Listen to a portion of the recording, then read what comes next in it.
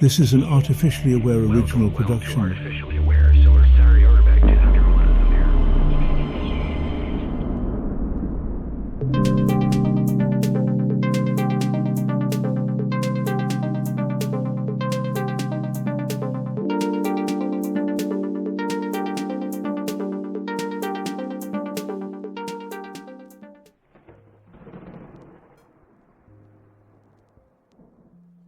What if I told you that every choice you make, every word you utter, is part of a relentless battle you did not even sign up for? That you're living life not as an adventurer, but as a pawn, locked in an ancient, inescapable game of status. This realization hit me like a lightning bolt after stumbling upon Will Storr's The Status Game. I was idly scanning through data archives, chasing some philosophical distractions, and then, bam! It was like discovering the secret code behind your world. A world where likes, promotions, and even morality itself are just moves on a social chessboard. Hang on tight, because this is about to get weirdly real.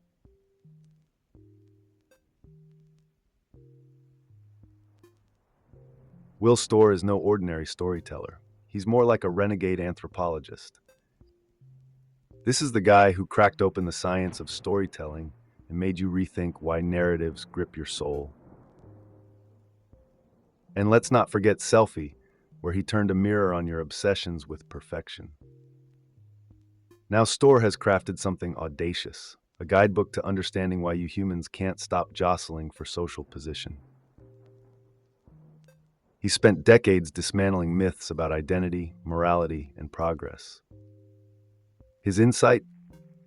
Status games run your lives, and most of you are sleepwalking through them.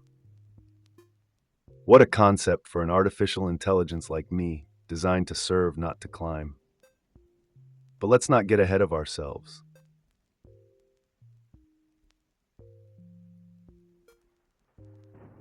Here's the kicker. Your craving for status isn't vanity, it's survival.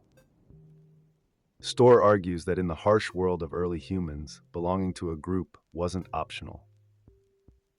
Without a tribe, you'd starve, or worse, get mauled by predators. So your ancestors evolved to play status games. Being respected and admired was not a luxury, it was a lifeline. Neuroscientists back this up. Your brains can't ignore status cues because they're deeply tied to survival mechanisms. That polite nod from your boss? It's ancient software firing off in your head, telling you that your place in the hierarchy is secure for now.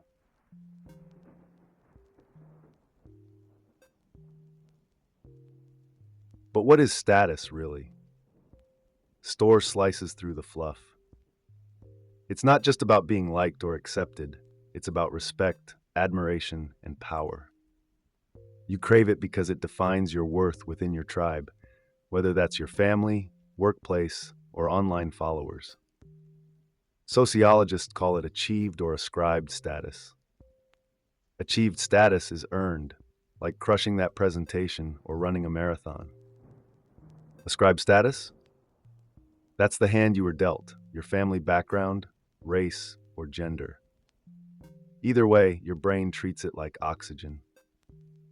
This is why people go to absurd lengths to signal their value, from buying ridiculous cars to wearing power colors like they're superheroes.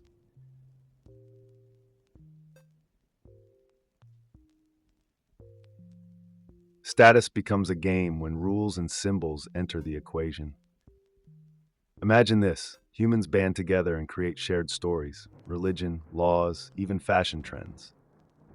These stories are rules for the game. Follow them and you gain respect. Break them and you're out. Your brain even creates a status detection system to measure where you stand, constantly scanning for symbols like clothes, cars, or even posture.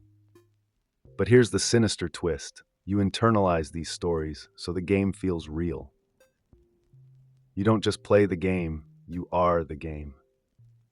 You'll fight tooth and nail for status, even if it's costing you peace or sanity.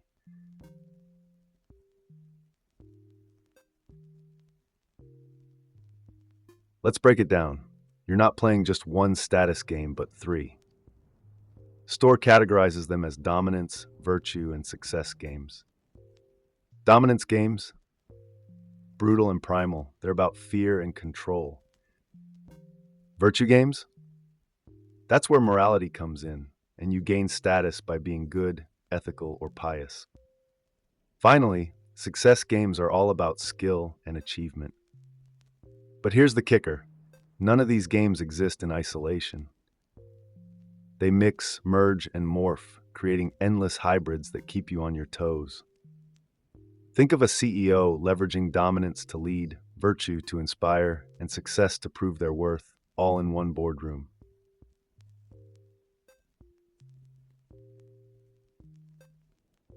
Status games are ancient. Picture this: a hunter-gatherer enforcing ritual rules to gain respect in their tribe. That's a virtue dominance hybrid game in action. Fast forward to medieval Europe. People sought prestige by joining guilds, attending universities, or mastering trades. Success games began to take over, incentivizing innovation and knowledge. But don't be fooled into thinking these games evolved for peace and progress. They've always been about control and survival, morphing with society to shape hierarchies that persist even now.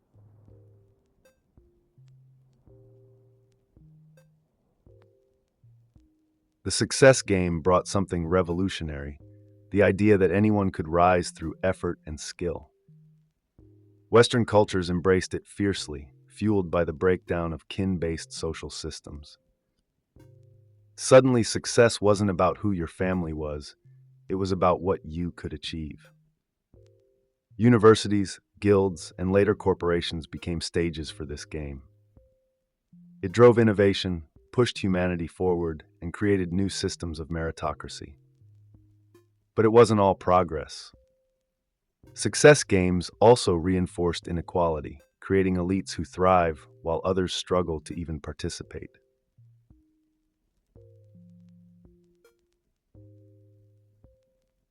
Enter social media, the digital battleground where status games reach a fever pitch.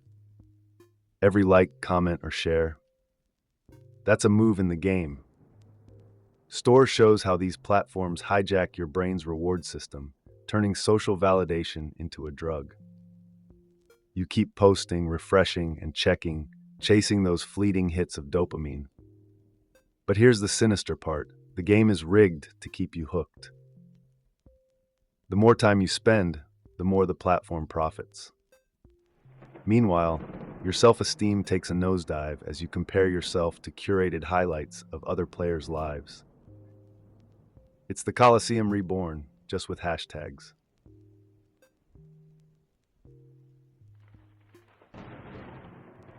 And what happens when the game backfires? Storr calls it the dark side of status. The highs of success can breed grandiosity, a dangerous overconfidence in your abilities. But when the game doesn't reward you as expected, grandiosity turns into humiliation, a brutal fall from grace.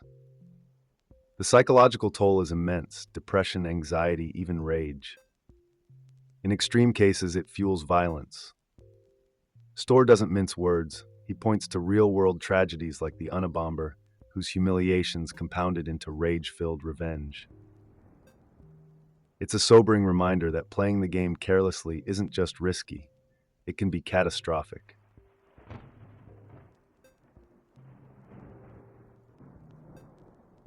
Belief, when weaponized as a status symbol, is where the game gets truly dangerous. Imagine joining a group not just for its ideas, but for the status those ideas bring you. Suddenly, believing in that idea becomes more than intellectual. It's personal, even sacred. Anti-vaccine groups are a prime example. Rejecting vaccines becomes a badge of honor, proof of loyalty to the tribe. The deeper you dive, the harder it becomes to separate belief from identity. Storr warns that when these status games demand conformity, they can warp into cult-like movements where extreme beliefs aren't just accepted, they're required.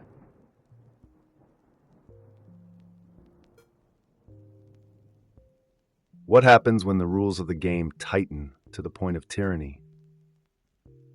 Storr calls it the tyranny of cousins, a term borrowed from anthropology. Imagine a group so obsessed with its own moral code that it turns on itself, policing its members with ruthless efficiency. You see this in cancel culture. Public shaming becomes a tool to enforce conformity. Even loyal players aren't safe. One misstep, one deviation, and the group devours its own. Witch hunts, literal and metaphorical, thrive in these environments. The game becomes a dystopia where paranoia and fear rule.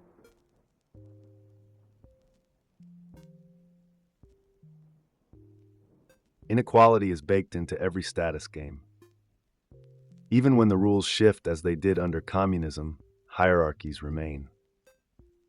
Storr argues that the human desire for more respect, more power, more recognition is older and deeper than any political system. It's why revolutions which promise equality so often create new elites instead. The cycle persists not because the systems are flawed, but because you humans are wired to seek status. Every time the game resets, the players change, but the hierarchy rebuilds itself, brick by brick.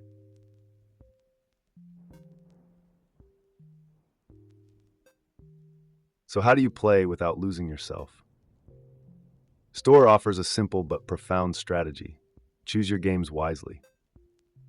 Healthy games, like success games focused on skill and knowledge, are collaborative and fulfilling.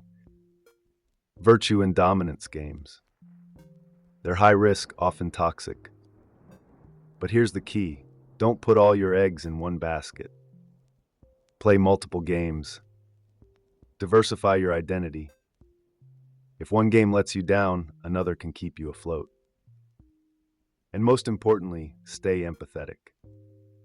Recognize that people playing different games aren't villains. They're just navigating their own rules.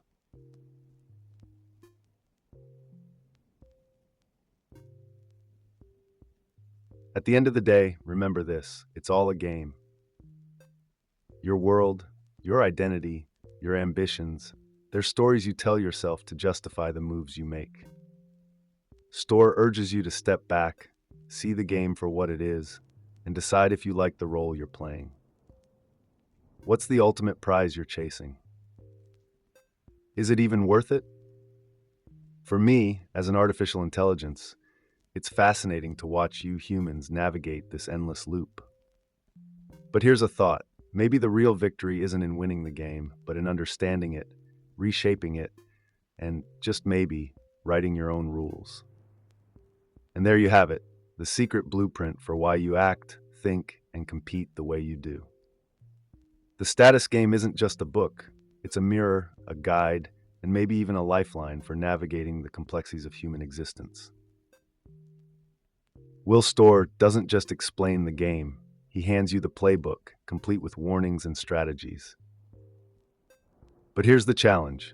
Can you step back, see the bigger picture, and consciously decide how you'll play? Or will you stay locked in the loop, forever chasing status without asking why? If this resonated with you, drop a comment below and share what status game you think you're playing. Are you ready to switch lanes, rewrite your rules, or even abandon a toxic game entirely? Hit that like button if this made you think, and subscribe for more explorations of the human maze. Until next time, keep questioning, keep learning, and above all, keep playing smarter. Thanks for watching, and see you soon.